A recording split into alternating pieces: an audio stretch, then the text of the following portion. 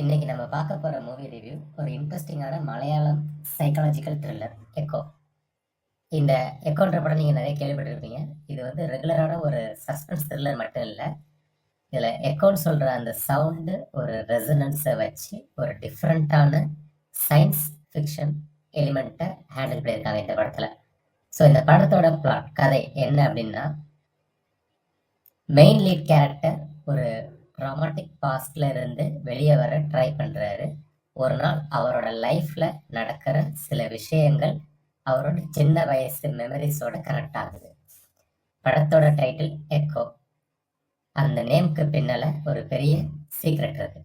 நாம பேசுற சத்தம் திரும்பி வருதுல, அதே மாதிரிதான் நம்ம லைஃப்ல பண்ண சில விஷயங்கள் எப்படி திரும்பி வருது, அது எப்படி அவரோட மென்டல் ஹெல்த்தை அஃபெக்ட் பண்ணுதுன்னு டைரக்டர் ரொம்ப அழகா சொல்லியிருக்காரு.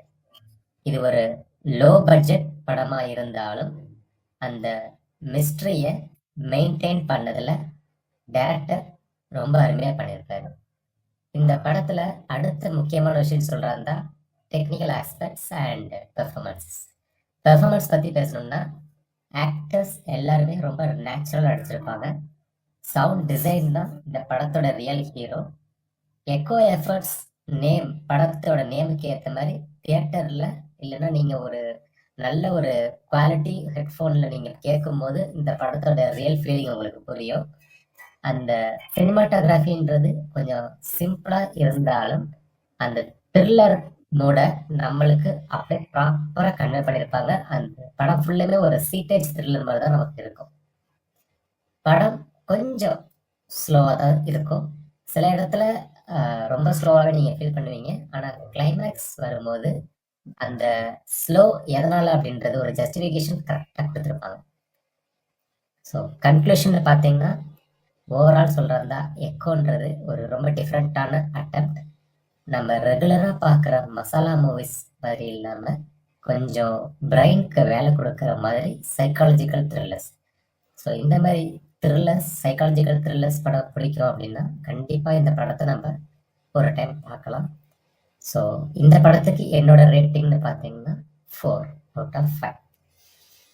இந்த படம் நெட்ஃப்ளிக்ஸ்லேயும் ரன் ஆகிட்டு இருக்கு இப்போ. ப்ளஸ் நான் ரீசெண்டாக சர்ச் பண்ண போது யூடியூப் சேனல்லையுமே இது ஒரு யூடியூப்ல இது ஃப்ரீயாகவும் ஒரு 1500 ஏக்கர் எஸ்டேட். அங்க நாய்களோட இந்த நேவிக்காரங்களுக்கும் நாய்க்குட்டியை கொடுத்திருந்தாராம். நாம மேல போக போக நாய்களும் அதிகமா இருக்கும். ஒவ்வொரு 100 அடி தூரத்திலையும் திடீர்னு ஒரு நாய் காட்டுக்குள்ள இருந்து வந்து நிற்கும்.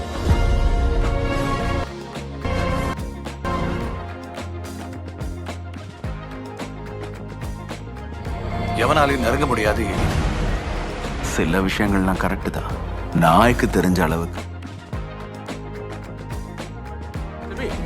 யாரா இருக்காங்க? செவி கேக்குதா? தமிழ்நாட்டில் இருந்தாலும் கர்நாடகாவில் இருந்தாலும் சரி, எவனாலையும் நெருங்க முடியாது. சில